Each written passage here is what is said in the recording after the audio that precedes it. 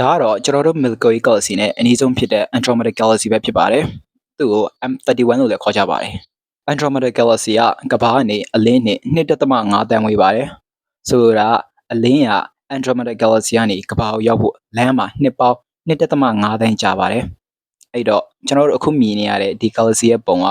အခုရှိနေတဲ့ Galaxy ရဲ့ပုံစံမဟုတ်ပါဘူး။လွန်ခဲ့တဲ့နှစ်ပေါင်း 2.5 တန်းကရှိခဲ့တဲ့ Galaxy ရဲ့ပုံစံပါ။သူ့ရဲ့ shape ကတော့ကျွန်တော်တို့ Milky Way Galaxy လိုပဲ spiral galaxy တစ်ခုပါခွေးပတ်ခွေပုံစံလေးပေါ့နော်ခမန်းချက်တွေအရာ galaxy ထဲမှာကျယ်ပေါင်း1 trillion ရှိရလို့ဆိုရပါတယ်1 trillion ဆိုတာကတိပေါင်း3သိန်းကိုပြောတာပါ galaxy ရဲ့အချင်းကတော့အတိအကျတိုင်းလို့မရပါပဲ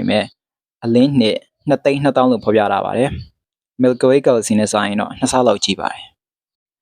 အရေးကြီးတဲ့အချက်ရှိပါတယ်အဲ့ဒါပါလဲဆိုတော့ Andromeda Galaxy က Milky Way Galaxy ကိုဦးတည်ပြီးတော့တစ်စက္ကန့်လျင်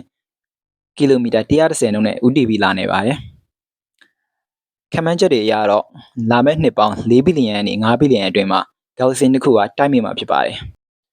အဲ့ချိန်ကျရင် Galaxy တစ်ခုပေါင်းစပ်သွားပြီးတော့ထွက်လာမယ့် Galaxy ကို Milkomeda မဟုတ်ရင် Milkodromeda လို့ခေါ်ကြမှာပါ